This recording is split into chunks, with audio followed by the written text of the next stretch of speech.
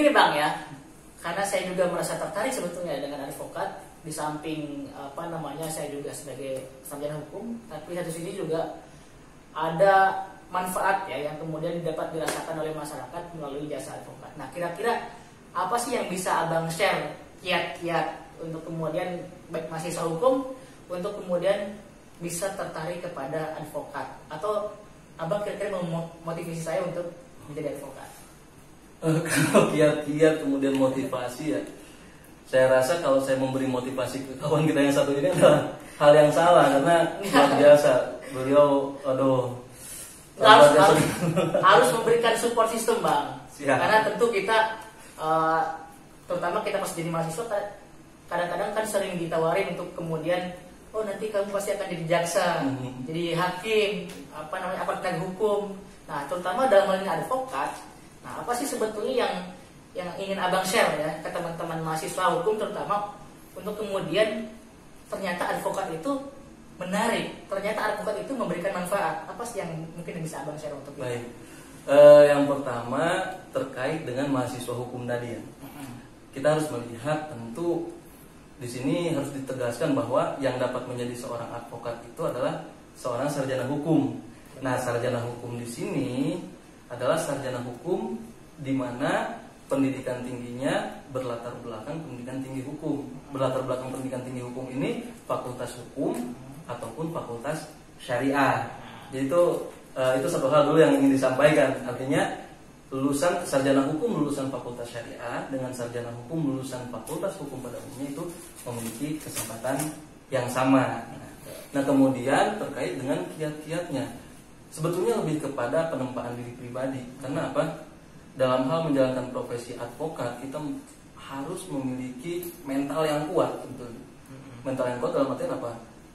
Kita dalam menjalankan profesi ini sudah berbeda dengan kebanyakan orang tentunya. Ketika orang lebih banyak ingin terhindar dari masalah, justru kita malah mencari masalah gitu. Karena harus menyelesaikan masalah Bang. Betul, karena pekerjaan kita sehari-hari bersinggungan dengan masalah. Artinya kita harus memiliki mental yang kuat. Kemudian yang kedua adalah kita harus memiliki keilmuan secara ilmu hukum, keilmuan yang mumpuni. Artinya kita harus terus menempa diri. Meskipun kita sudah menjadi seorang advokat, dalam hal ini sudah disumpah, kita terus harus menempa diri. Karena berbicara terkait dengan ilmu itu kan tidak ada ujungnya ya. Ilmu itu harus terus digali, harus terus belajar. Harus terus kita gali, harus terus belajar, karena berbicara ilmu itu ya tidak ada ujungnya. Maka seorang advokat atau seorang sarjana hukum yang ingin menjadi advokat, selain mentalnya harus kuat, dia pun harus memiliki keilmuan hukum yang mumpuni. Kenapa demikian? Karena apa? Dalam menjalankan profesinya itu tadi, bagaimana kemudian kita bisa memberikan kemanfaatan kepada orang lain. Kita bisa memberikan jasa hukum. Kalau berbicara memberikan jasa hukum, artinya harus ada yang diberikan. Karena ini jasa hukum adalah terkait dengan masalah-masalah hukum. Nah, dalam penyelesaiannya tentu membutuhkan ilmu. Nah, maka dari itu seorang advokat harus menempa dirinya agar memiliki keilmuan yang mumpuni. Nah, kemudian selanjutnya jangan lupa pula bahwa kita harus terus berdoa. Kita harus terus berdoa karena perlu keseimbangan. Betul. Kita sebagai manusia itu perlu keseimbangan antara spiritual, kemudian emosional dan intelektual. Jadi itu harus seimbang. Pun demikian ketika kita ingin menjadi seorang advokat. Seorang advokat itu harus memiliki keseimbangan baik spiritualnya, kemudian emosionalnya maupun intelektualnya. Karena apa? Dengan permasalahan-permasalahan yang kita hadapi, tentu kita butuh ketenangan. Nah, ketenangan itu bisa kita dapatkan diantaranya dengan spiritual tadi, kemudian dengan emosional tadi. Bagaimana kita caranya untuk mengatur diri, gitu. Mengatur diri agar tetap tenang dalam menghadapi setiap masalah dan setiap tekanan tentunya. Luar biasa. Jadi ternyata tidak hanya aspek keilmuan saja, aspek spiritual juga menjadi penting untuk menjadi seorang advokat. Membantu, kira-kira begitu Bang ya? Membantu, sangat membantu dari emosional. Apalagi UIN Bang ya? Apalagi UIN. Harus sangat kental dengan nuansa spiritualitas. Nah, luar biasa, ini luar biasa. Di sini Inoto bisa mengambil pelajaran tidak hanya soal keilmuan, soal mahir berpraktik di lapangan, tapi juga ada hal-hal yang sifatnya di luar itu untuk kemudian ternyata tidak dilupakan ya. Aspek spiritual itu menjadi penting kemudian untuk mengatur emosi, mengatur hubungan ya antara ketenangan kita. hablum minallah dan hablum minan nas. Kira-kira begitu untuk kalau UIN kan harus ada dalil-dalil begitu ya. Kira-kira lebih kepada ketenangan. Tapi begini Bang ya. Kalau kemudian itu basicnya adalah sarjana hukum yang terutama syariah, apakah dalam menangani perkara itu ada semacam dikotomi bahwa ini ya khusus untuk kemudian kasus hukum yang berbasis agama atau kira-kira gimana? Nah ini juga salah satu hal yang perlu kita diskusikan ya, karena kebetulan kita sama-sama dari Fakultas Syariah. Nah yang perlu diketahui oleh masyarakat juga bahwa seperti yang kita rasakan dalam Fakultas Syariah itu tidak hanya melulu berbicara mengenai hukum Islam gitu kan.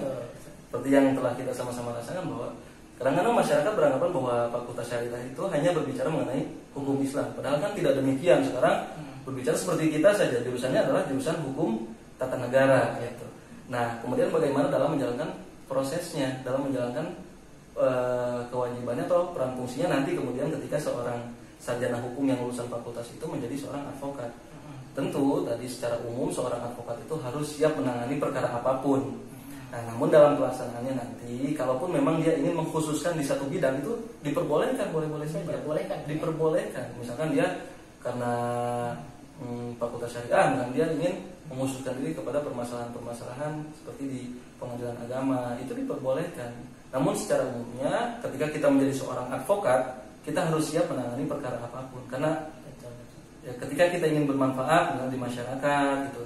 Jadi permasalahan-permasalahan yang terjadi di masyarakat ini kan berbeda-beda. Jadi tidak ada dikotomi soal kekhususan, tapi kemudian menjadi opsi dan boleh ya. Nah, itu.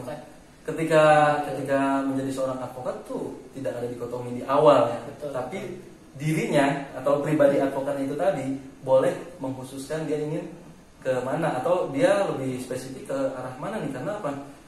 Seorang advokat juga dalam menjalankan profesinya dia boleh tadi kan menolak satu perkara ketika dianggap tidak atau dianggap bertentangan dengan nuraninya. Di antaranya ketika dia merasa bahwa ini bukan, saya tidak mampu menyelesaikan perkara ini. Ini boleh saja. Tapi pada intinya ketika kawan-kawan ingin menjadi seorang advokat, maka kawan-kawan harus mempelajari ilmu-ilmu baik pidana, perdata, kemudian hubungan industrial, tata usaha negara. Ini semuanya harus kawan-kawan pelajari. Oke Bang. Tapi ini masih ada soal pertanyaan tentang Abang nih, terkait dengan Abang sebagai sekarang sebagai profesinya sebagai advokat, tapi kebetulan di satu sisi juga sebagai akademisi, mengajar juga Bang ya. Nah, Abang ini dalam mengatur waktu ya untuk kemudian menjadi seorang praktisi dan menjadi akademisi itu bagaimana Bang Abang mengatur waktu kemudian untuk menjalankan kedua profesi ini? Kalau saya pribadi ya ini adalah bagaimana caranya kemudian kita menikmati segala keadaan. Oke. Nah, intinya menikmati apapun profesi kita tentu harus dinikmati dan disyukuri terutama. Karena gini, ketika dalam hal kebetulan saya sebagai akademisi juga, saya mengajar di salah satu perguruan tinggi di Banten gitu, terkait dengan masalah hukum, terkait dengan mata kuliah hukum. Nah di sini saya memposisikan bahwa ketika mengajar, pertama saya sangat bersyukur bisa memanfaatkan sedikit yang saya miliki terkait dengan keilmuan. Kemudian yang kedua, saya memposisikan bahwa ketika mengajar itu menjadi satu hiburan tersendiri gitu. Hiburan ketika kita sehari-hari menangani perkara-perkara, kemudian kita bertemu dengan permasalahan-permasalahan.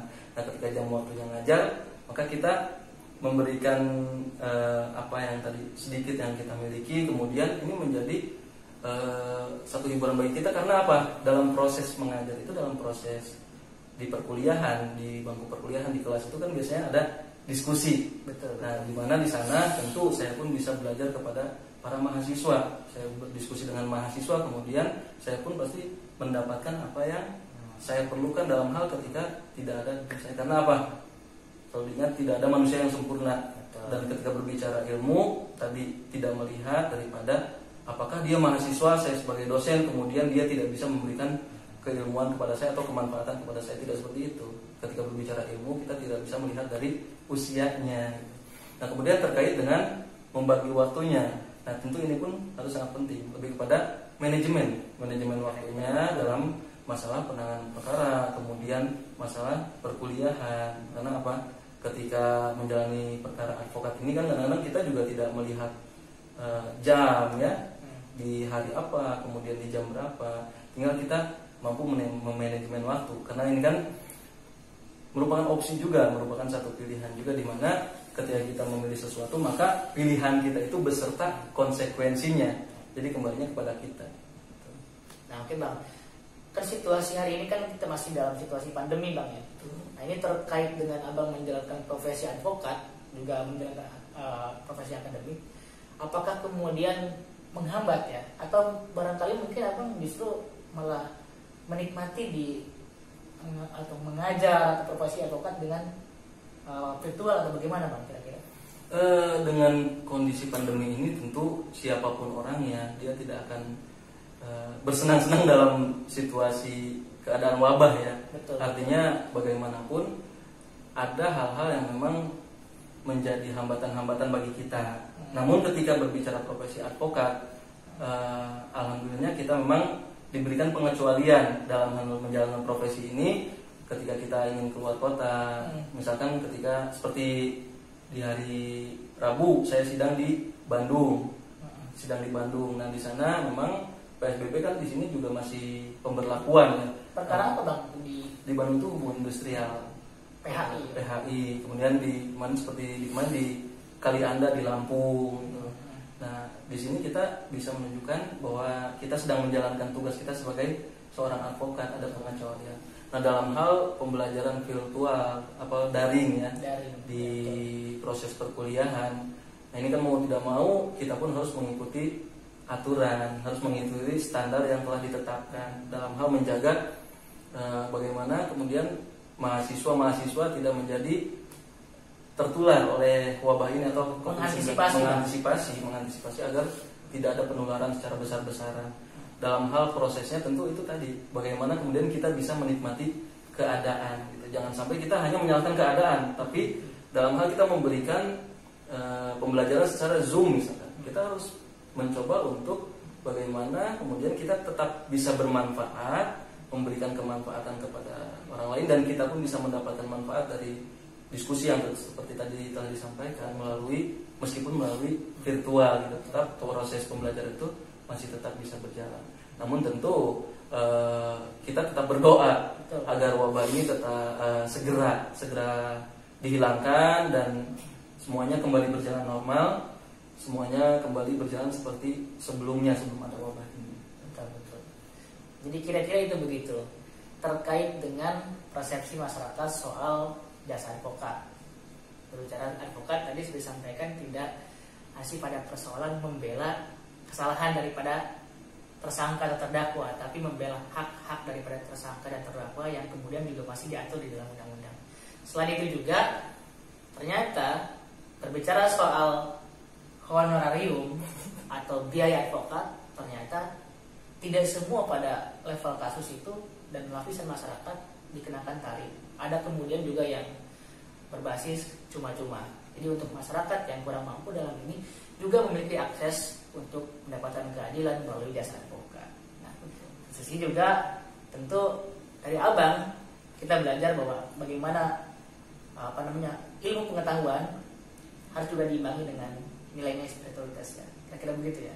Dan emosional juga harus diatur karena itu mempengaruhi Bang ya untuk kemudian jadi seorang advokat dan bagaimana proses menyelesaikan perkara di kasus-kasus hukum. Nah, yang terakhir soal manajemen waktu. Menarik. Selain sebagai seorang praktisi, beliau adalah seorang akademisi. Nah, ini menarik ya. Artinya ada keseimbangan lah. Jadi basis teoritisnya bagus, praktisnya juga bagus. Masih sangat banyak kekurangan.